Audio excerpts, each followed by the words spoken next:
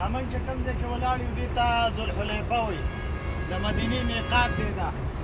او دا مخامخ د حرم اخري حدود دي جبل عیر چې ورته وایي عین باندې زبر هم راځي زیر هم راځي عین دا جبل عیر دی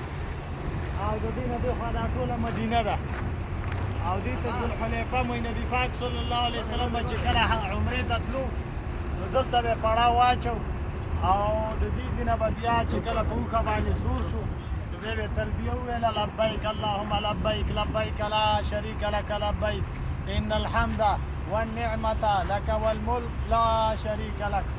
دا د دې ځینه به یې تلبیه ویله او بیا به روانېده د دې ځینه